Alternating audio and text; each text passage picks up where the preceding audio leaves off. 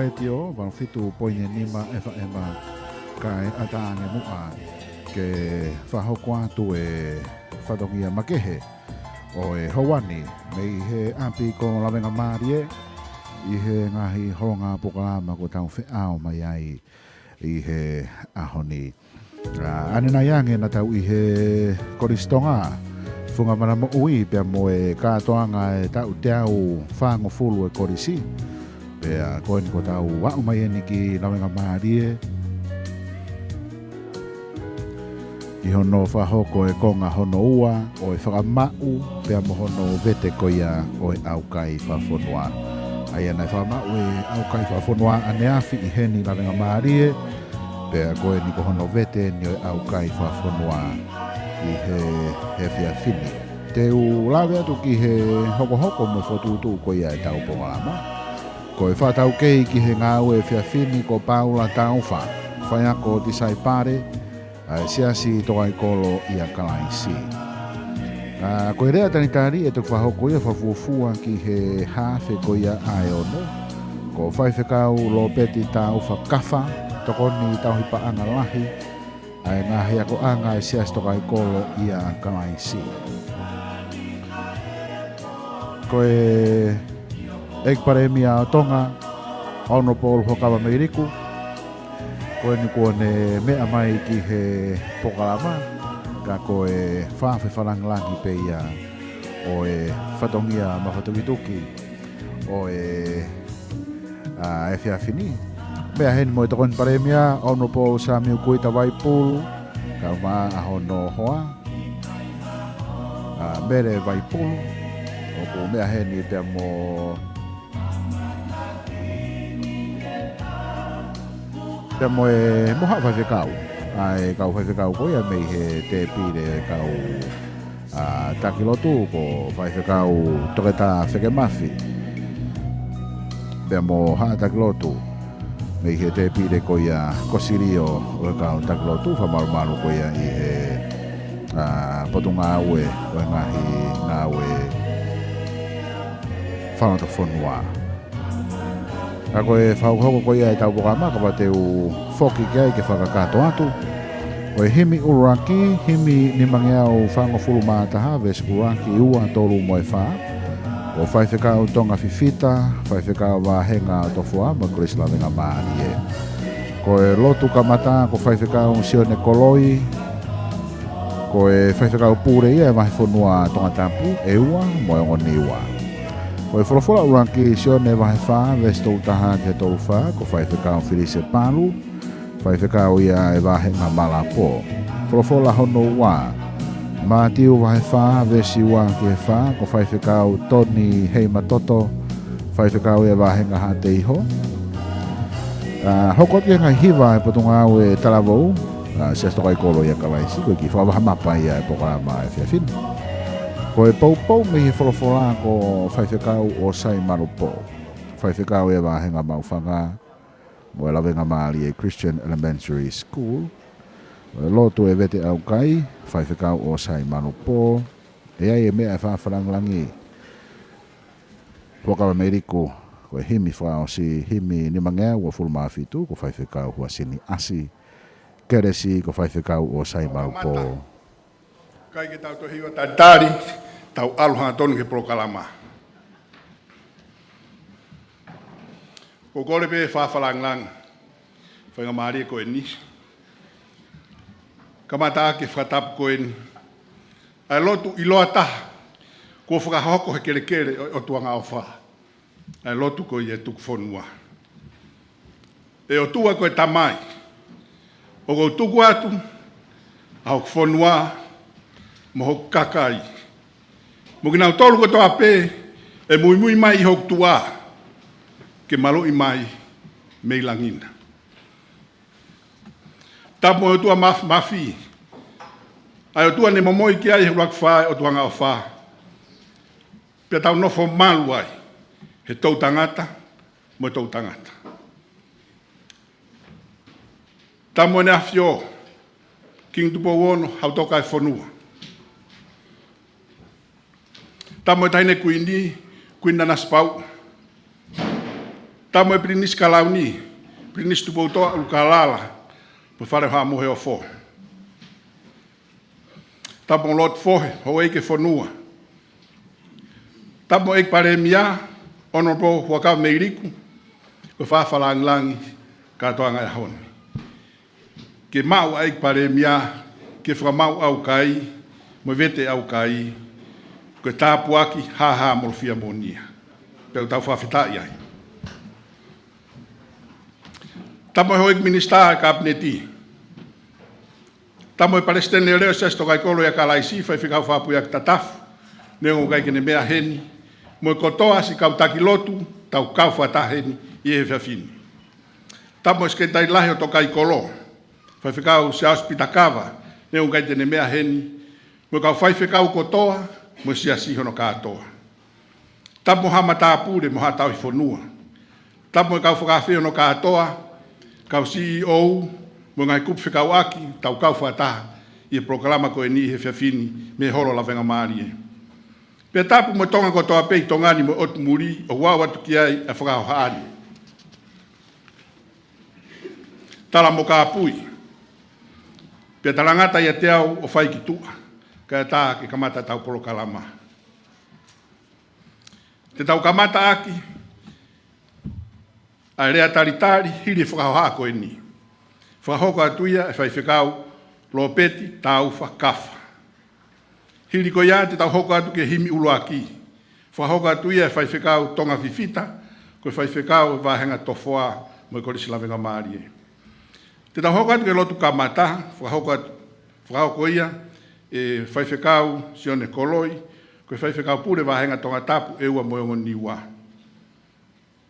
Pea hiri ko ia e hoko atu e tau proklama. Ko tui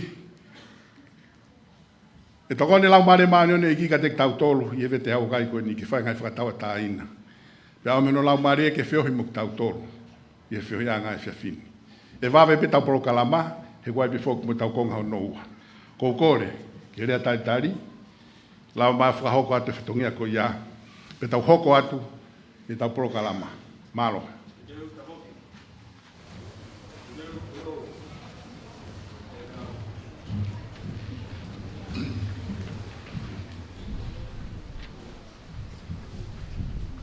Haleluia. Fai whakamalo e la i hono a fio anga tapu. Fai hono whakamalo i he ata ko hono ha anga ngu. Fai hono whakamalo ko hui ko ne fai kaukau. Fai hono whakamalo o tau mo e lahi o ene whotuna.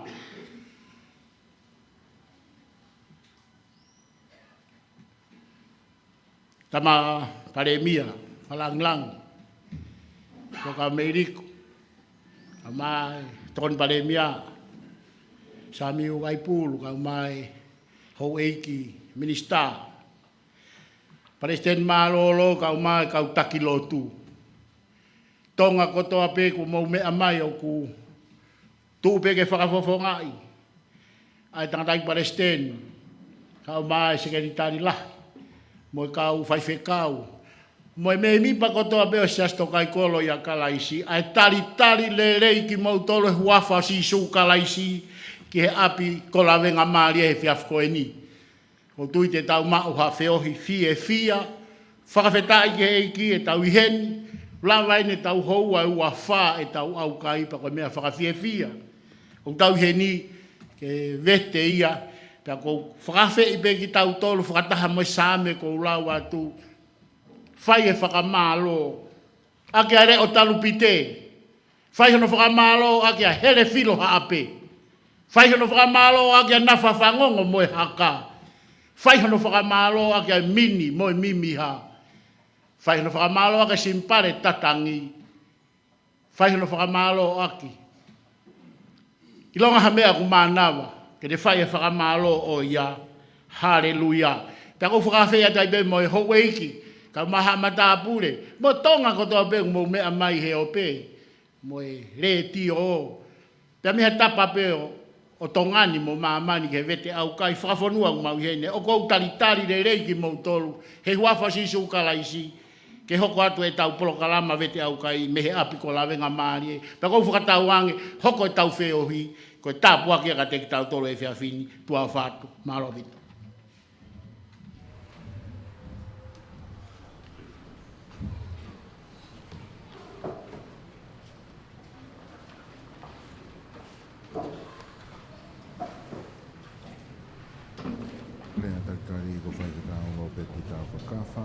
Ko fai te kau tonga whiwhita e ni moi himi ko e wholofola himi.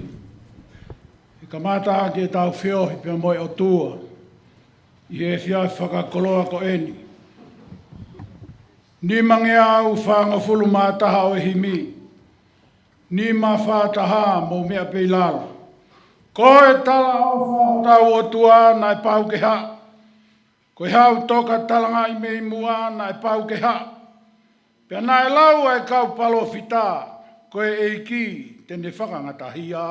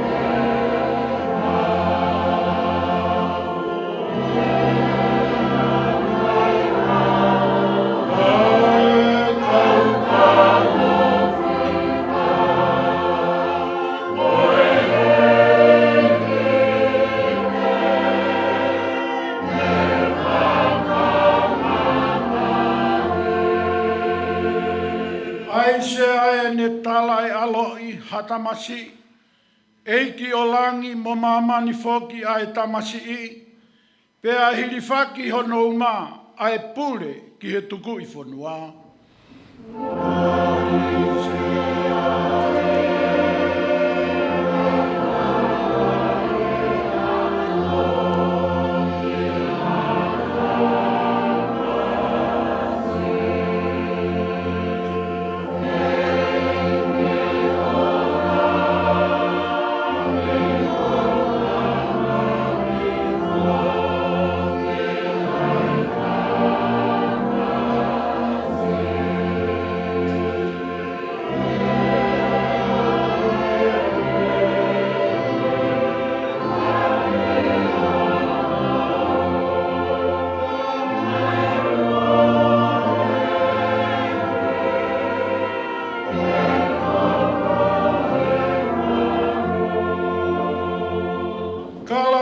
ngahi mo e uhua wha e ai ki ai. Te unga kotoa he ngahi pure anga e ai ki ai.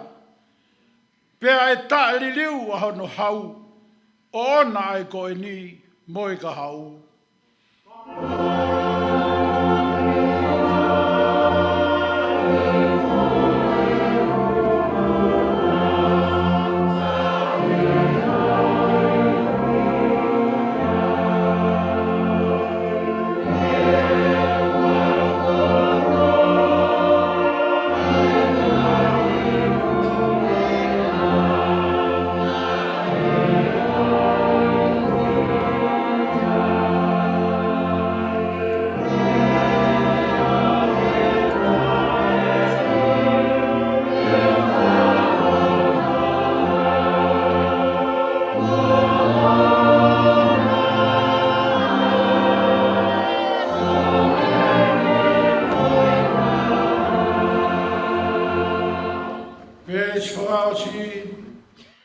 Vai ki ai ai ngahi, hau kini maa o nau punou.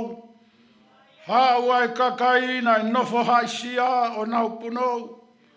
Tau a taina lewa e popula, pea faisi upeli ai ufonua.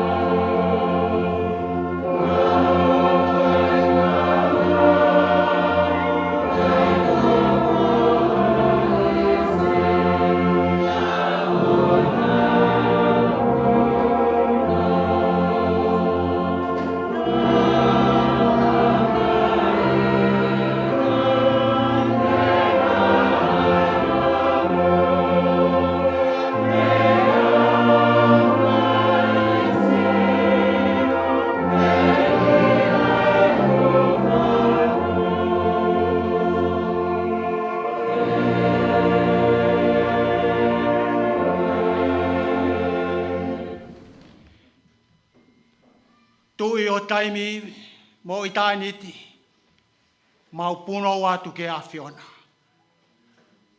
Koko e hau tainiwa, koko e kamataanga, pe koko e pe he lolotonga, pe te kei o tua e pe o taingata. Ai a Fiona, ko tui, ka koe au niu, ko e whakarewelewa.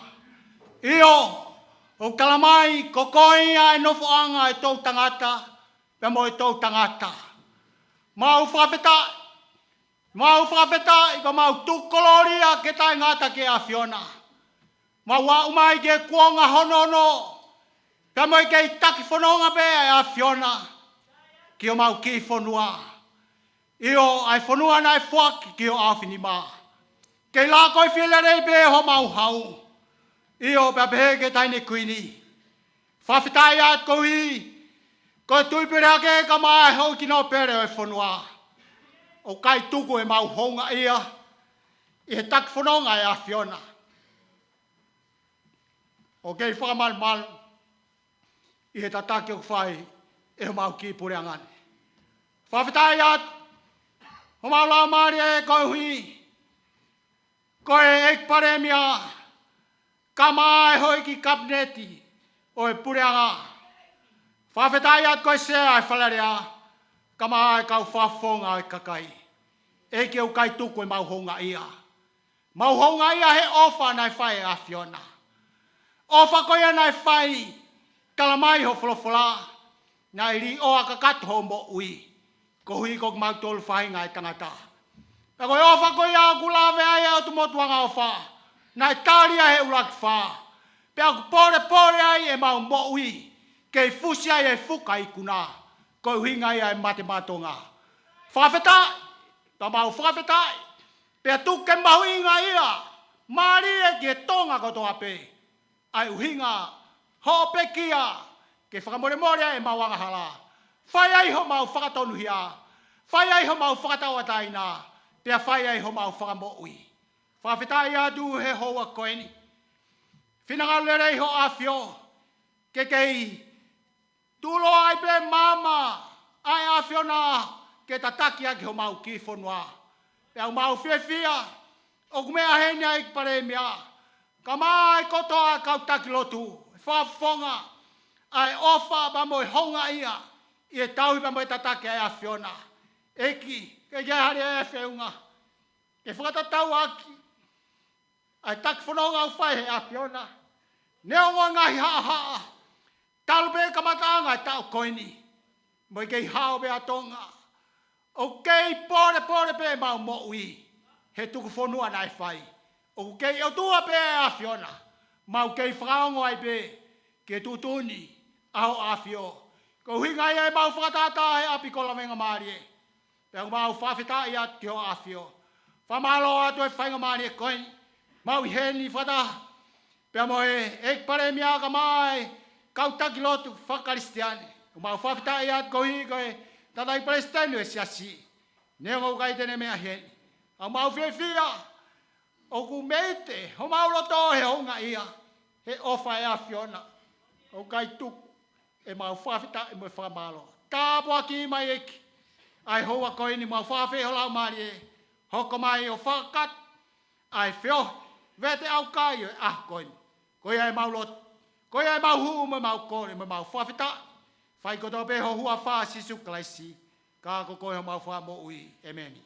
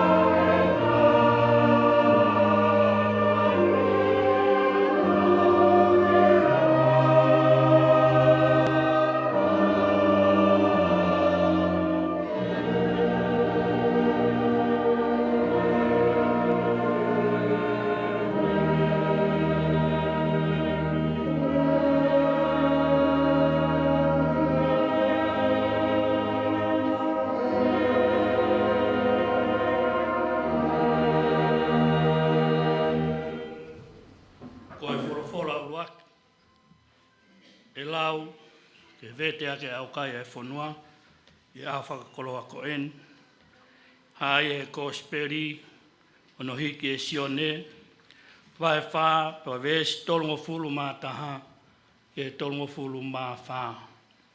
Ko speri ono hiki tohi e sione, vai wha, te ukamata lau, pe me ves tolongo fulu mā taha, o tuku, ke ves i tolongo fulu mā wha. O pehe, ai whakarea ai wholofola. Loro tonga ia, na e kore kia te ia e ene kawako o pehe. La pai, ke toko ni mua, Kakapehe e ia kia teki nau tolu. O kuiai e kukai, o ki kai te mo pilo ki ai. Pia whepehe a ki ai ai kaua ko, kai talai hai ko omi e ataha, ha ane mea kai i ne, pia pehe e sisu ki a teki nau tolu, ko e ku mea kai e, ko e turi ke whai ai whinangalo, o ia nane whekau mai au, pia ke whakaosi, ha ana ngā ue. Tā pekina mehe eiki e ne wholofola.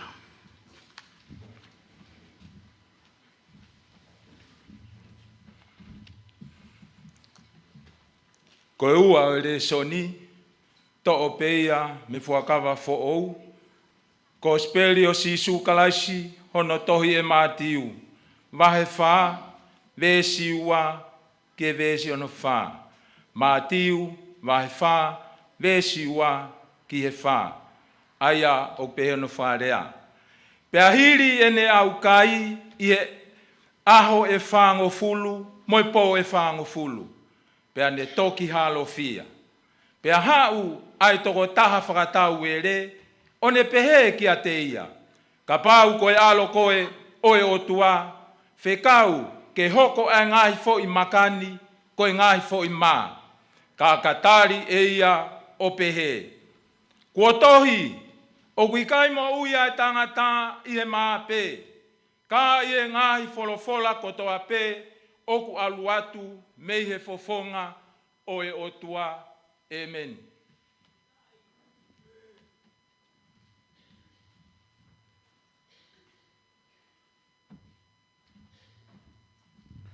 Hokot ko ia e pokalama. Ko e tāpaki lahi e whiawhini ko e hene tau whānau ko e ni. Ko e tau tupu foki, tau whanua alofu palparema. I e whaitoko na tāpū mo ngai mea keke.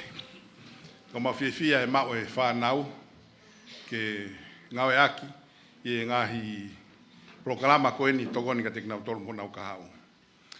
Mo whakaweinga mo e whānau e whiawhini ko teu teu ki haere a ngaua. Teu teu ki haere a ngaua. Ko tui e albeta imi mo tau whamoni ku kovi e kuo ngā ia.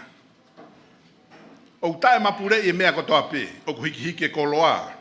Lahe paraparem wha sosiare, paraparem wha molare, paraparem wha whamiri. Ha e upere tau hanga ki ai o ku paraparema.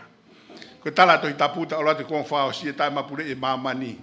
Te tau albeke pure anga taha. Pego e whairea pure anga taha, wawanga e ki he tokolahi. Pure anga e wange au tupu mamani na pure anga taha whewhe. Tau lue pe tau toluia, heke ke loe tala tohi tapu. E sias taha mamani. Unfortunately, koe ke sias whakastea ne ia. Ko siasi au se tane e oho mai, ke lolo mai ki mamani.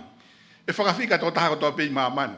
E alo mea kotoa pe ke taha, ke mapurei e se tane, ai kuanga whaosi. Ka whawhetai. E toi foki mai a sisu Kalaisi. E toi foki mai a sisu Kalaisi. Oua te kei rifia koe. E toi foki mai a sisu Kalaisi. Kuonga whakalirifu.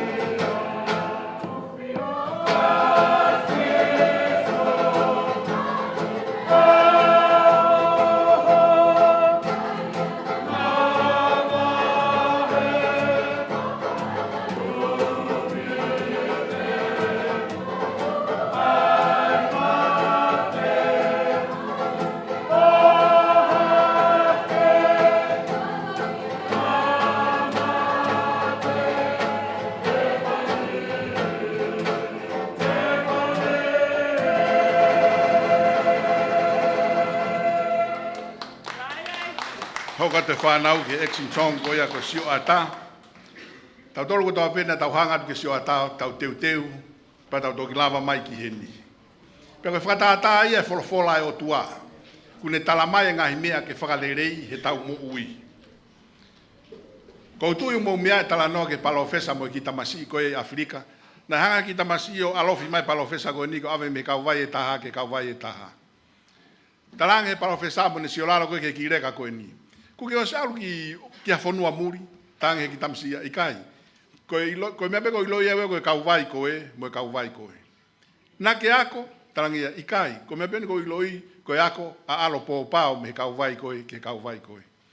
Kwa hea paanga, tange ki tamsi, ko paanga koe ko ilo, a paanga peko ko mau me kakai, ko fetuk me kauwai koe, ke kauwai koe. Kalo e palofesa pan talange. Ke ilo au kai ke toi afonua i mamani u alukiai. Ilo ngā umu hafua. Ko toi pange lahi abu te paangai. Mo na au mai ke rotonga koe vai tafe, o ku au e vaia. Kai ke lava he kitamasia to e taofi, pen eka nge palofesa. Ka ku ke poto he kakau. Tange palofesa ikai. Tange tamasi, mea pango moni. E ngoto e pōpao, he kei ulava whahafi taua. Te u kakau au ki uta, ka te ke whai te riha koe. Ta whanonga pei mamani ka e taimi, you'll be on your own. Yo whenga ngai mo Kalaisi, you'll be on your own. Ako ke poto he kakau, lau e wholofola e o tua. Koe lifeline ia, ri i mai he o tua, ke whainga tangata ke piki angi ai, ko ne wholofola, ai tohi rea moni. Te tau whakatomala ai, te tau tui, tare sisu, hoko i ke whamui. Ko sio ata.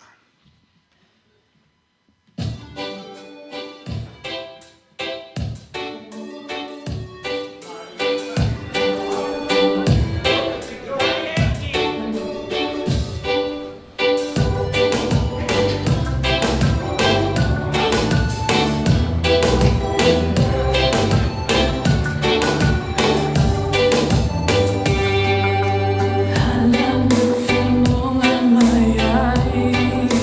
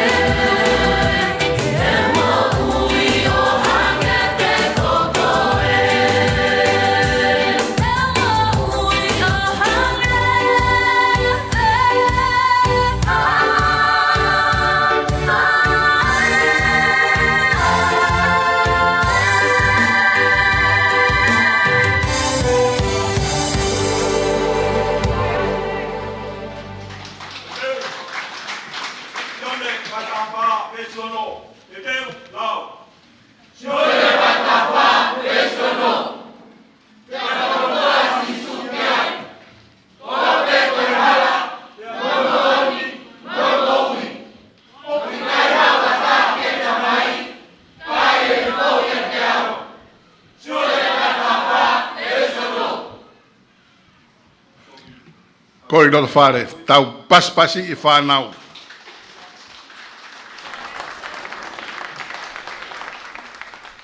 Ko whawhei, whawhikau, o sai malpo, ke ne whae poupou ko ia mi he wholwhola.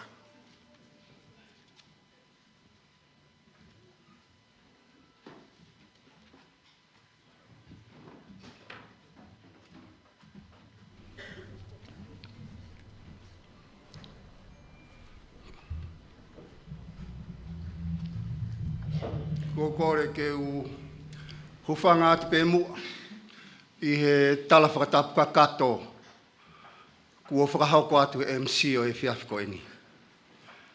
Ka tā mua e Lavengamalie kua omi mo oku ko uhi ko Aukai ko ia na atau whai. Talu me ane afi o a mai ki he whiawhiko eni. Pea kāinga koe tau hau eni, ke vete e tau Aukai. Pea kou amanaki lelei, ki ha tāpu aki te tau inasi ai. Pea moho tau whonua, i he Aukai na tau whai kāinga Tonga. Pea ke oua mua na a to'o maa e hani ihi. Ai polo kalama ko eni o vete Aukai Fakafonua. Pe ai pe ke tauhia ko Ouau pe. Ka tau lau mua ia ka inga Tonga. Ko ha Lavengamalie ia i he Mahina ko toa pe. Ke tau unu mai ai ki he otua. I he whakaosinga e Mahina ko toa pe. Mue ngahi fie mau. O e tau ngahi potu ngā ue i he pure anga. Pe koe ngahi palo parema i he pure anga. Pea naa mohota whaingata ia. I he ngā ue o ku te whakakaungata maki ai. Ta tau pe i he Siasi. Pe koe ngahi private sector. O au ai pe ki hoto ki whāmiri. O mahu inga e tau kau mai ki he polo kalama mahu inga ko eni. Ka inga koe ki ka veinga pe ko to mai ke whakatau mua ki ai. Ai ki pou te uwhai he whiawhiko eni o pehe. Tāri mua ai whokotu ai otua. I resoni hono ua na e lau, ia mātiu wahe whā vesi uruaki, ai au ku pehe. Pe ana e toki o hake a sisu e he Lavengamalie mā oni ki he toa whā.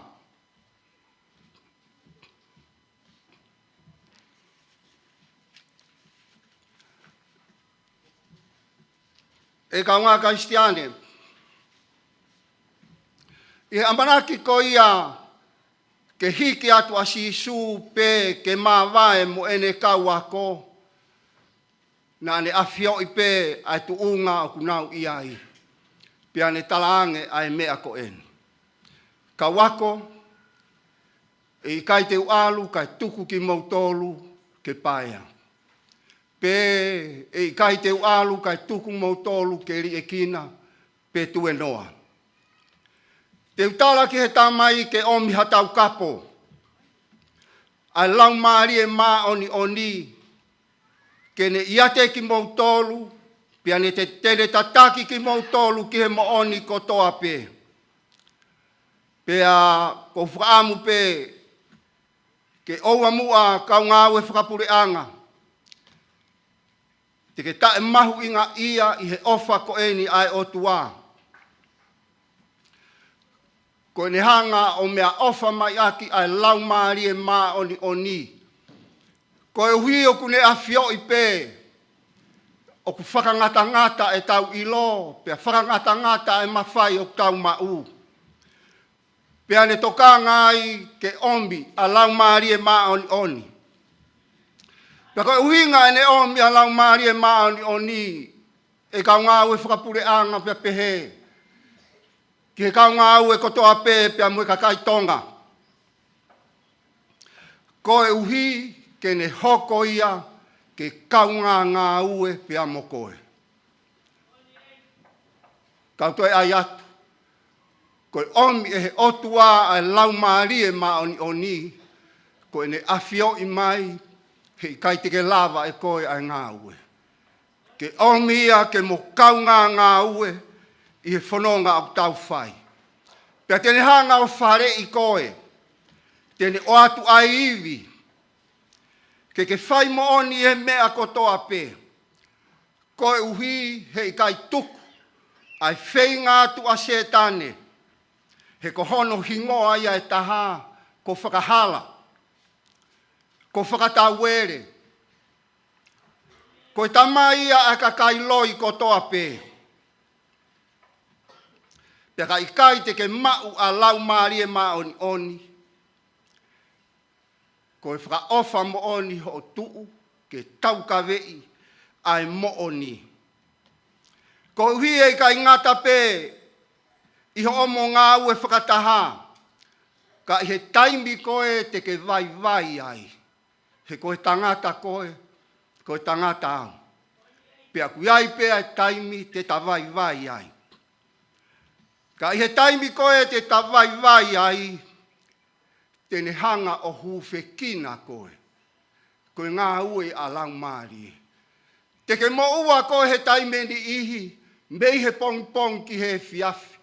Ka tau mai a ke ilo, o ku tūta whaaki pea Lavengamalie ma oni, ke ne hanga huwhekina koe.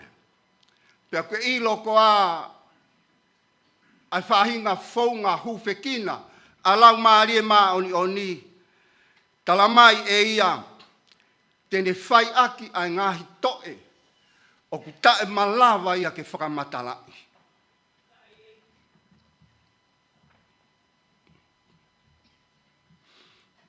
Pea hange koe kulawe ane nai, te ke whemo ue kina he aho kotoa pē i ho ngā ue, pea te ke whainga ta a ia. Kai te ke ilo, o ku whai e Lavengamalie ma oni, hono huwhekina koe i he taimi kotoa pē. I he vestolu, i he resonda e lau,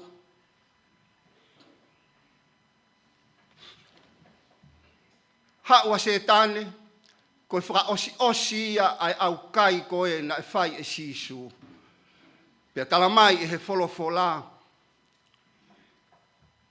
Unu mai a setane kune ilo u whakaosi ai Aukai a sisu.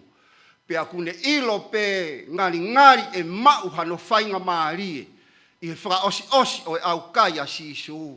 Ke hua i rewa, ke ne mau hano Lavengamalie. Pea pehange rewa e setane ki a sisu. Whekau ki he ngahi fo i makani, ke hoko ko e ngahi fo i mā.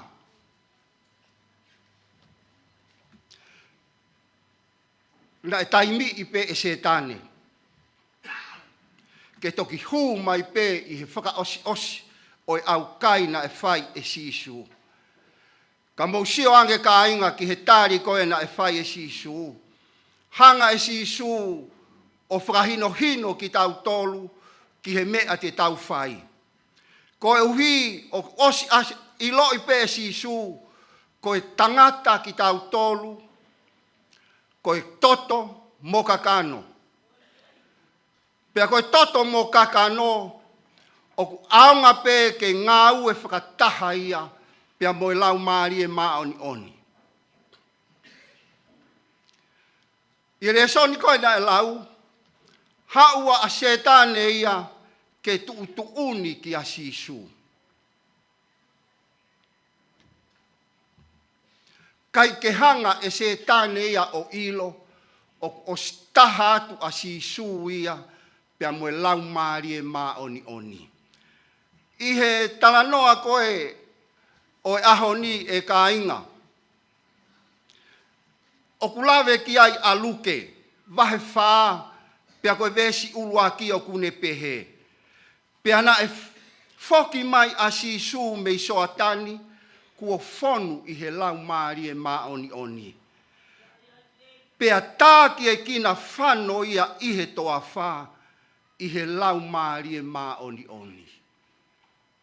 Ko sisu te re e Tonga, na ana taha pea mue lau maari e maoni oni. Pea tala mai, na e tāki e kina holo ia, e he lau maari e maoni oni, i he toa whā. Kai ke ilo e se tane ia, ko sisu o ku fo taha mā te pe ia, pea mue lau maari e maoni oni. Ka kumo ilo ko ai whakakau mo uhinga a se tane. Talange e ia i he whakaosi ai Aukai ko ia a sisu. Sisu, koe alo koe o e otua. Koe whakakau eni o kuia se tane. O ku ke pure pe koe. Ai e koe ho fie mau. Koe whenga e te volo, ke aia e sisu e ne fie mau, he oku ia te ia ai mawhai, pea oua e toi tataria ki he otua. Mana tui koe whakaosi eni ai Aukai a sisu. Pea mo ilo ko a ka inga, ka pauna e whai e sisu, ai whekau ai whiri, he i kai ke lava ai palania ai otua, kua whakotu utu ki he whaahinga o e tangata. He nāne whai pehe ki a iwi, pea nā tō, pea omiai ai tautea mate ki ho tau whaahinga. Nāne whai pehe ki isileri he toa whā, pea tokanga ia isileri ia, ke whiau e nau fie maukai. Pea tautea ia i ki nau tolu o tau e whānoa he toa whā, ko i kai ke whalala ki he otua. O toi whainga mai pea se tane, ke ne whai ai mea tatau ki a te koe pea muang. Ka kou whakamanatu atu pē, kau minista, hu whanga atu he Okatopa. Moe kau ngā au e kotoa pē, koe lakanga koe o kuke mau, koe whakia e he otua. Mo ene whakaamu, ke mo kau ngā au e wā ofi, mo koe ke ne hanga o whakahaofi koe i he aho kotoa pē i ho o ngā ue. Nā hau e whiri o toi talatu, ke ririu e koe ai maka koe mā, pea ke ai e koe ho o fie mau, ai a e koe ke mau ho o mea. Koe uhi, he koho o ngā au e whakaospe au e he pure a ngā pea ke mālolo. Ka musio ke he mahu inga koe o e kau mo lau maari e maoni oni. Hau koe a se tane pea talange e sisu. Se tane kuo tohi. Pe koho whakarea koe a aku. Se tane tapu au pitoia. Oku ikai ke mo ui ai tangata i he maa pe. Ka koe ngahi wholofola kotoa pe. Oku hau pea mehe fofonga o e otua. Aia koe whakamo oni ai sisu. I he rea ake e Mosesi a teu talo no me vahe walu vestolu. Kainga Tonga. O ai falala ki he paanga mo e koloa. He ku malawa e he otua ke tauhi koe. Tene lava pe e au hifo ai maa mehelangi ke tauhi ake a Tonga. O ai whakawhalala ki muri mo e ngahi whanua hau o maa mani. Pea o ai whakapiko piko i he hanga ki he otua. He koe mea pe ia te tau hawai, me he whau kā ai te volo. O ku hau me he ngahi whanua hau o mamani. Pea koe mea pe ia, Ne langi mamao ki ai atu pou uluaki. He kai teu whalalau ki ha whanua muri, pe ko whanua hau. Teu ave pe au hoku whanua mo hoku kakai o tuku ki he otua. Moni pe, ai tu isileri ko te vita. Ko hoku tau hia sihova, e ikai teu masiva. Ka veinga, na aku whakotu atu pe au kore aki kia te tau tolu he fiafi ko e ni. Tari mua, ai whakotu tuu ai otua. Ke hoko mai a lau maari e maoni oni. Ke hoko ia ko hokau ngā ue. Pea te ke hao ai. Pea te ke mau ai ai mo uita e ngata. Amen.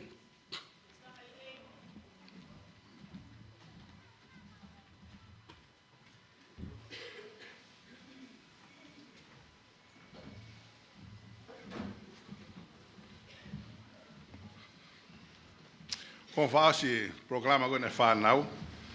Kona whai hiva ko ia. Oia we ai whakamamahi. Ka pau hei kai te ke kau he punakaki. Tā noa whoki haere a ngā ua. E konga lalahi e ua haere a ngā ua. O guai konga whakapuripuri. Ani koe tala noa au kia he whiawhinu me whanau koe punakaki. E ia e konga whakahaha. Ko ne hau e ngatape hau ko ne punakaki e ngatape ngahi ao. I whi talupite toi tu e kaupekia e a Kalaisi. Mau hake mo ki nau tolu koe, lo toa mo ui nau taria sisu, o nau alu nau tolu ia. Koe konga e koe ko huinga koe kia iau he whiawhini.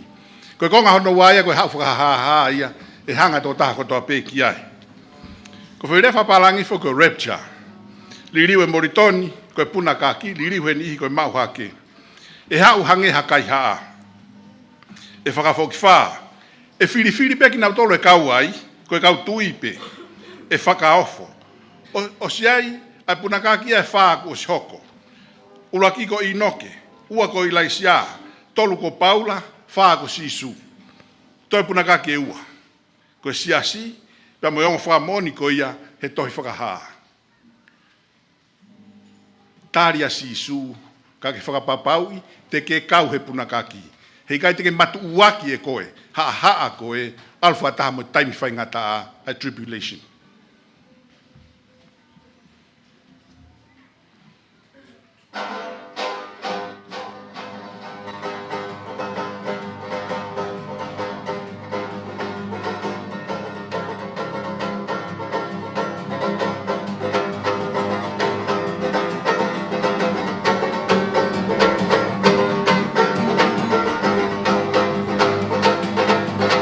For the way I found the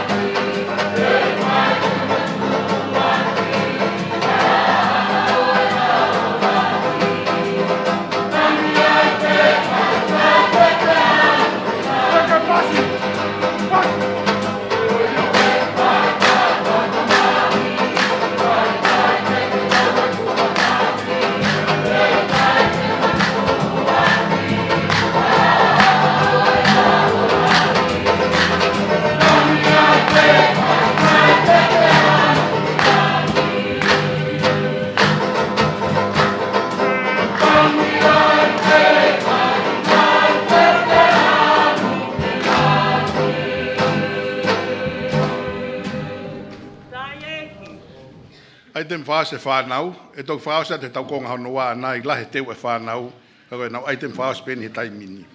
Action song, koe talaki. O kua e ongo whamauanga o hanga mai. Koe whamauanga e taloni hine hina, e tua e tō taha ko toa peu koe kine taria sisu.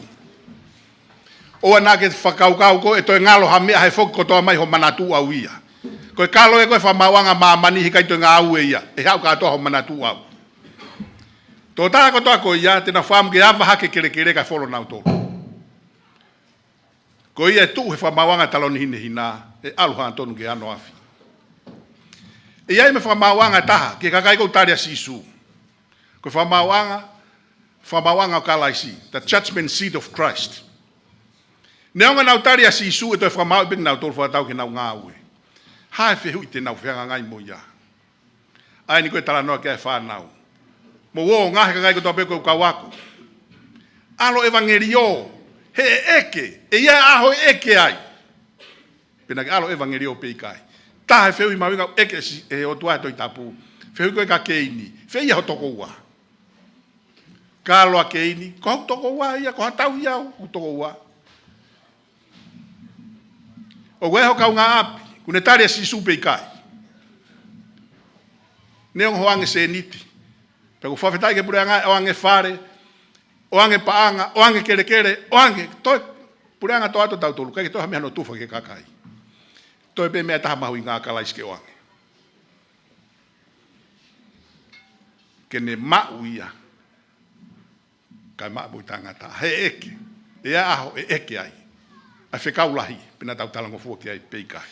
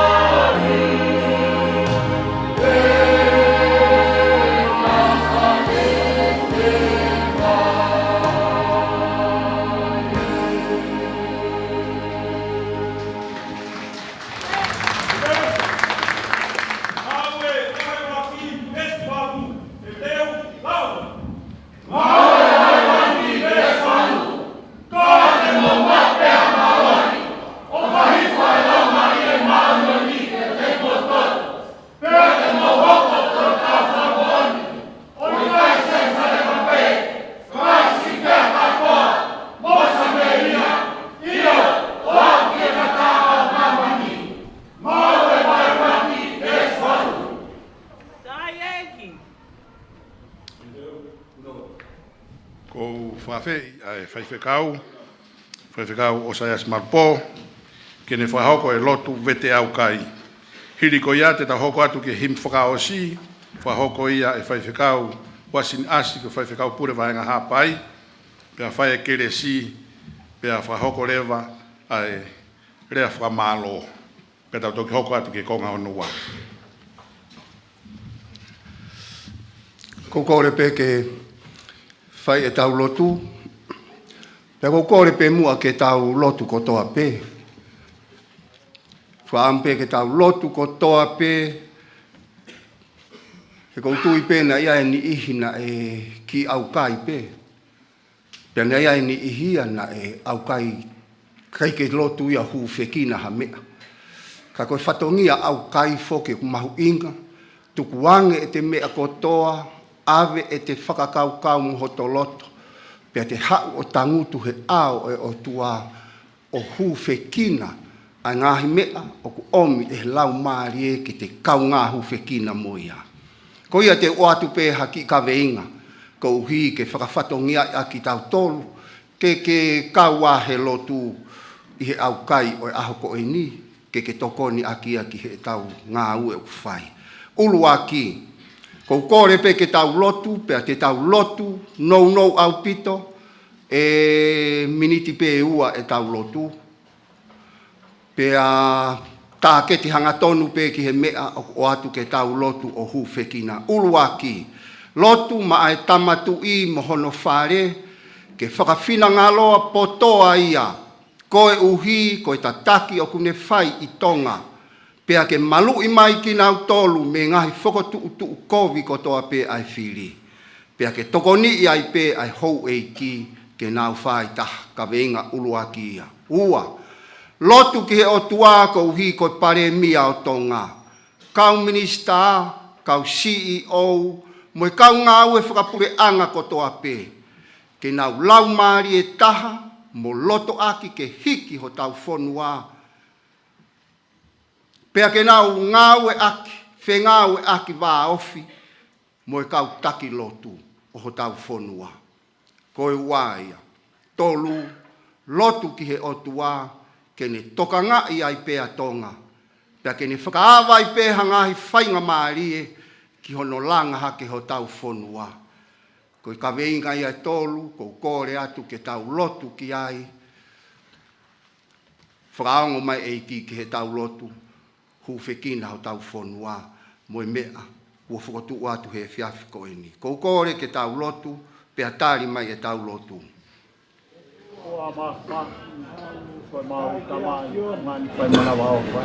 Tau moi hae mau. Koe ho mau o tua. Koe ku whakao mo maa. Kau kapa ho kapa. Ari e te skoli pa. Pata ta vai.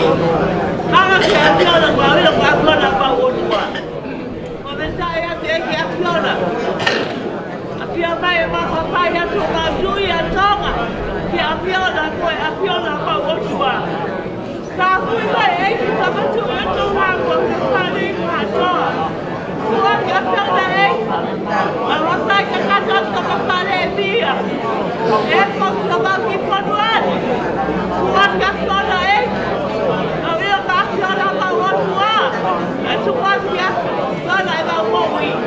Wasta e sabang. Ko ulo ki a tonga ki afiona. Apia pe tonga sui ko tonga. Afiona pe o wanga. Apia pe tonga sui ka afiona pe no anga tonga. Ma menino. Fia. Aga tai afiona. Atu casa tonga ki afiona. Kaya taha atua e tonga. Afiona tonga taha pe. Aga kitu Kalaisi. Aga tai afiona e po. E pia koe. Atu casa hatonga eki. Apia kaka te koe tonga. No, atu te koe.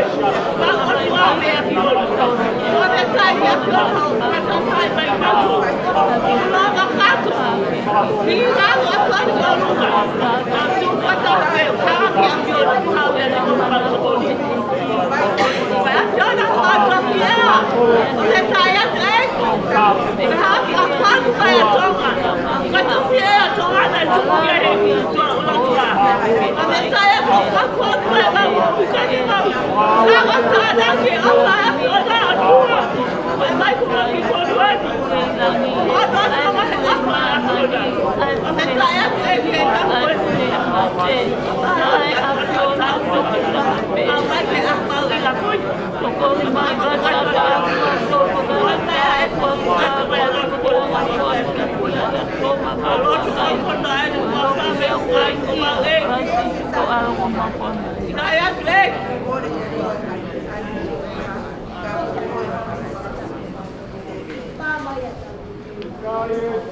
E o tua mafi. O ku mau unu mai whakataha mo e kau taki lotu ho mau whonua. Pehe ki he pare mia, kau minista mo e kau ngau e whakapure anga katoa pe. Koe mau hau ke puno watu ki he awhiona. He mau ilo, ko koe ia o ku wao niu, pe whakarewereva he universi o ku mau iai. Amanaki e ke mau vete ange a he whatongia na ke omi mo mau tolu talu me ane awhio au mai ke ahoni. E o tua ka ku mau ngoi a amanaki ke tukuange atu a he whatongia. Ka ku mau whakawhetai pe ke he awhiona ka uhi ko o kau mo ki mau tolu. O ke hanga o whakaivia ki mau tolu ke lava he whatongia ko engi. O tua ku mau whakawhetai atu ki ho awhio. Koe mau ilo whakapapau o ku ke fofonga mai ki he ngāu e o ku mau whai he houa ko e. O ku mau lotu hapai hake ai hau ho mau whonua kingi tupo wono. Pea mui whare hoa mo he o fo. O tua e tāpua ki mai ai whare ho mau hau. Koe whakotu utu ia a Fiona ki ho mau whonua. Pea ke whakawhina ngalo potoa ia. Tuku ke mo whina ngalo taha. Ko hi ko ta taki ho kakai he ki whonua ko e. Pea ke tuku mua e hou e ki ho mau whonua. Ke nau tuku whakataha whakaongo aki he mea ko toa pe. Ko hui ko langa hake ho mau whonua. O mau lotu ke hea Fiona e o tua ko hi. Ko pare bia ho mau whonua. Mo kau minista ko toa pe. Pe ke kau CEO. Mo kau whakangau e whakapure anga hono ko toa pe. O tua ku mau toe lau e Lavengamalie ko iniko e tāpu aki. Ke mau hai ho ao o momoi atu ki nau tolu ki hea Fiona. O tua e tāpu aki mai ki nau tolu. Peke whakaivia, whakapotoa e nau mo ui. Ko hui, ko e whai whatongia ko hui. Ko ho kakai, o ku nofo i ho nau malu malu i he ki whonua ko eni. Mau hanga hake ko hui ko e kau taki lotu. Ki nau tolu ku hoko ko e kau taulama ki ho mau whonua. Whakapotoa ki nau tolu ko hui. Ki nau whetokoni aki wā ofi mo e kau taki ho mau pure anga. Ko hui ke mau tō nupe he loto i whina ngalo e a Fiona. O tu aia ku mau hu ki ho a Fio. Hanga hake ko hui ko Tonga. O ku mau tuku atu pe ia hange ko e wholofola a ho mau tu i ulu aki. Ke te oi tuku atu pe ia ki ho to ukupu. He ko koe pea malu anga ho mau ki i whonua. Me ngahi whaingataa whakanaya whakaena tula. Pe he ke ngahi whaingataa o ku teu e he tangata. O ku mau momoi atu ho mau ki i whonua e ki malu i mai. Pea ke whai tāpu e kina. Tu ke mau nofu kotoa peo ilo. Ai tāpu aki o ku mau inasi ai koe ofa e a Fiona. E ki e, mau whakawhetai atu ho o kau mo ki mau tolu he Aukai o aha ko eni. Mau iwi, mau mālohi. Koe hui koe mau kau pia mo e lau maari e maa oni o e a Fiona. Ke ni whakaivia e mau mo ui. Ke i kuna e whatongia kotoa pe kua ke tu uni mo o mau tolu. Tāpu e kina mai a kotoa pe ki mau tolu kotoa pe. Pia moho mau ki whonua ko Tonga. Pia ke tataki ai pe e mau whono ngā ki he pāanga ngā lua taimi. O tua koe lotu ia pia moe hū. Kore o mau whai he houa ko eni. Mau whai koto aini ho hua whasi su koe alo. Ka ko mau whakamo ui. Amen.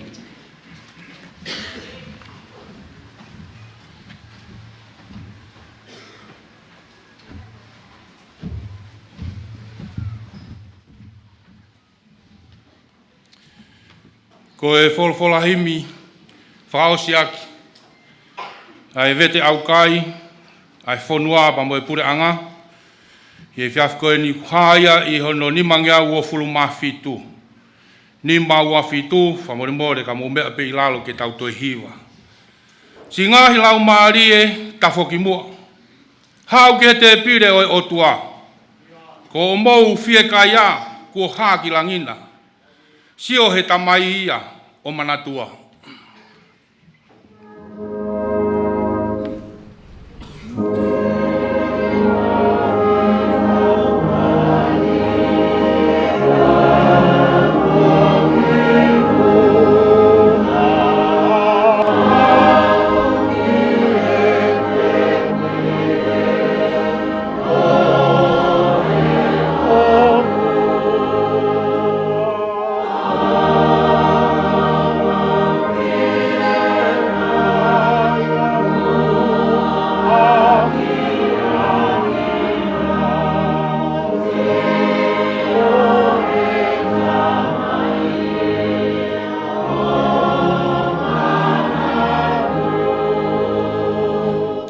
Kua whekau mai e, kau whai whekau, he potu furipe ke talatu.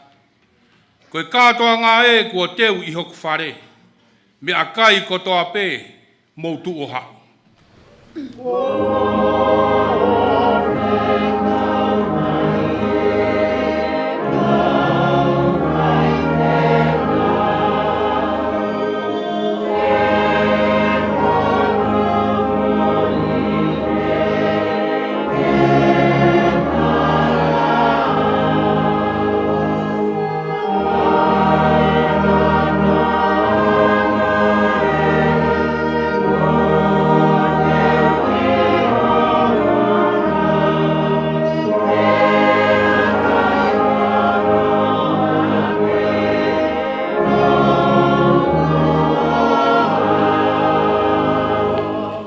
Hau ko o si teu ai kātoa ngā. E kai si ke hu ai fuatala. Nā nau vai ngā aki. Lau ko mouala. Ko ia ne talai he angahala.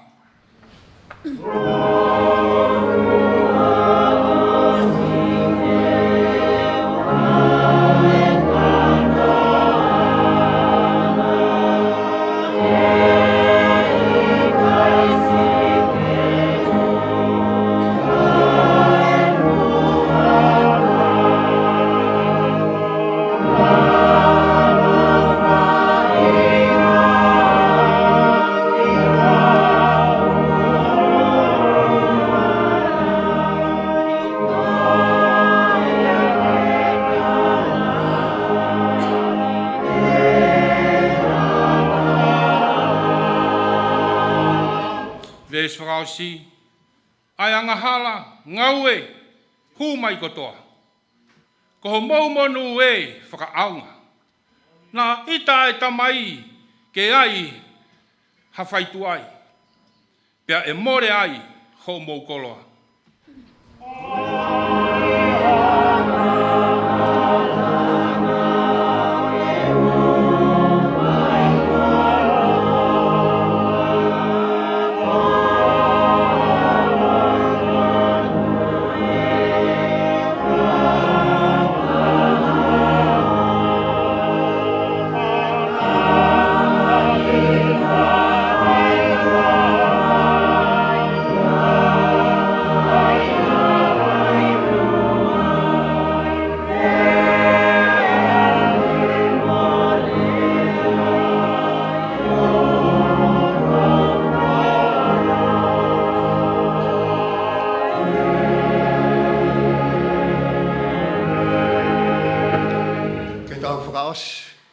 Pea koe Kresia ho tau eiki ko Sisu Kalaisi.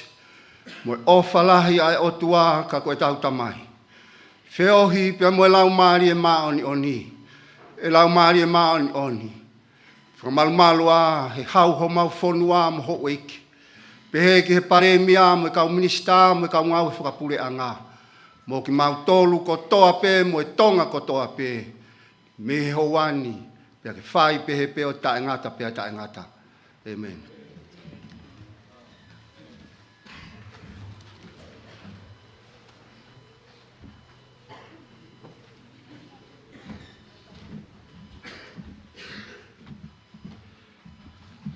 Tapo e o tua Tonga. Peo kore mua ke u whamalumalu atu he tāka kato ko wawhaki. E whakataha e kini.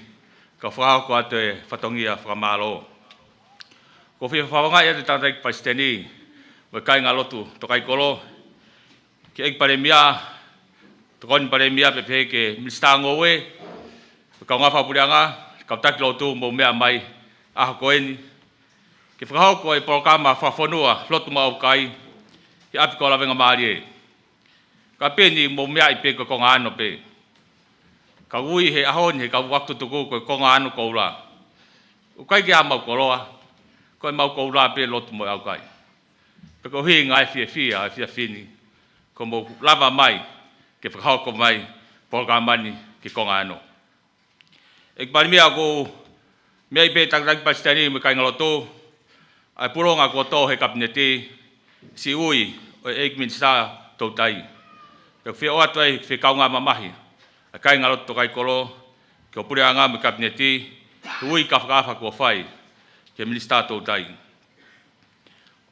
Ko ngai Mahina ko hiri, e ui e toi minista ngoe, o kai koha mea whainga fua, ai mapake kau seni are.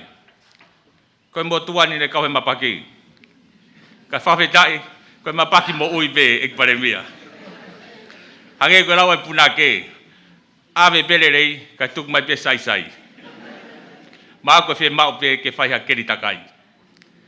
Ek pare mia, mau koroa ia ho tō, ho mea ne whakahoko e whangamara mo ui, he tau teo whaanoa i koristonga. Mo whamawafa nei whai, whikau mai mate matonga. Ko tau te waki e ni, ai mate matonga ki tau mata ki ai. Ia be mawhana ma ke heia, i kakai whanua. I kai ngata i tongani kai muri kotoa. Ko hinga ko temi kou ai mate matonga, ko ai ko anu sirau tau sio kotoa ki fu kiwi. Australia tau sio ke kangaroo. Amerika tau sio ke ikare. Britania tau sio ke laione. France tau sio ke moataane. Ko taimi piko pe mai Tonga. Pea vilingia le vai fuka. Iai akau whakalawa. O eki ofa. Ne mate matonga. Kole ki tau paspasi. Ko kola ai fiafeni ek pare mea. Peki o me program ko ni mo kau taki Lotu. Ke whamalo kau taki Lotu. Mo take ngau ko ni kai popo pure anga. Ko ngau pure anga ia. Wherawe i be mo tau moui whataimi. Ko ki mo tolo e moui whaka eternity. Peo whea mau e Tonga.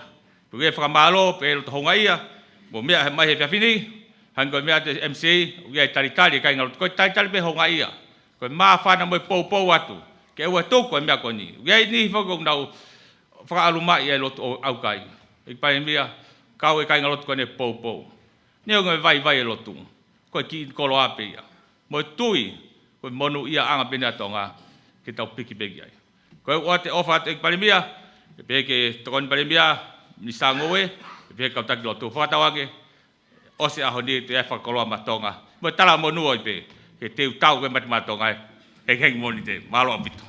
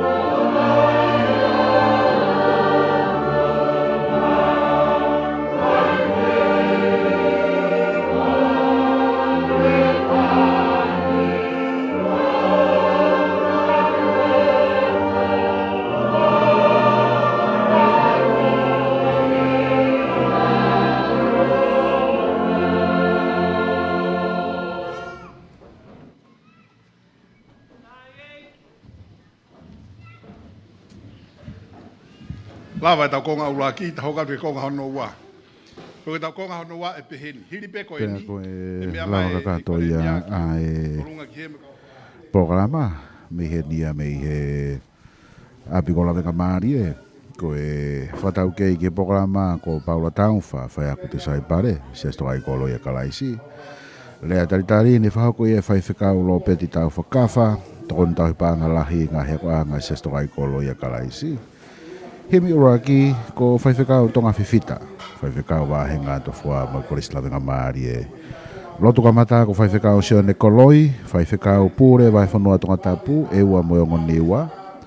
Lau wholofola uraki, mei he sione whaiwha vestou taha ki he tolu wha. Whaiwhekau whiri se palu, whaiwhekau e wāhenga palapo. Wholofola hono wā māti whaiwha vesi wā ki e wha, whaiwhekau toni hei matoto, whaiwhekau wāhenga ha te iho. Pea ni ai mo ngahi action song, pea pehe whoki ki he ngahi hiva, me potu ngā tala mo Siasi Tokaikolo.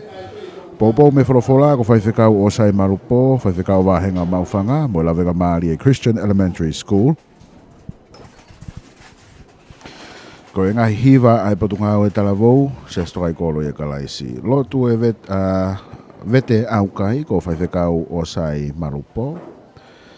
Pe foki ki he himi whaosi, ko whaiwhekau huasini asi, ko e keresi, ko whaiwhekau o sai marupo, mo rea whamalo. Ko e tahaia e kau me mipa o e whungawaka koe ni, se Tokaikolo e Kalaisi. Ka ko e minista malo o e potunga o e ngahi ngai Fakafonua sione sengsta saulala. Ne mea heni ek paremia o Tonga ko whawhalanglangi e pokalama hua kau Ameriku. Ka maa e tokon paremia ono po Samiu kuita Vaipulu. Whawhonga i e hou eiki ko Lord Fohe. Pei he te pire kau taki Lotu ko whaiwhekau Viramplota. Pea befoki ki a whaiwhekau tukata wheke mafi. Mohata Lotu koe poupou ki he ngau e koia o e tataki whalau maari e whanua i he whama o Aukai mono Vete Aukai whanua. Pea kei tāke kina kei pē ai ngahi kaweinga ne whakatoka mei mua kai kaweinga whanua ki ono huwhia e whanua tupou moho eiki. Whanawanga pēne au takirea te pokalama e whafoki he ki he Vigilani House ki a Merielau ke hoko atu e tau ngawe mei ai, ki a whirisonu o whiringanofo, ka e lawe e rewa e pokatunu woni ko teu i mai he kai ngai he ni he api ko Lavengamalie. Ko e kau ngawe ko ia e whiawhini, whatawhehi whatarewu tui fua, ko wepi lea, aripate ki sina, te pehe ki a tupou lea. Ko am kanuata, malang pito mo mea mai,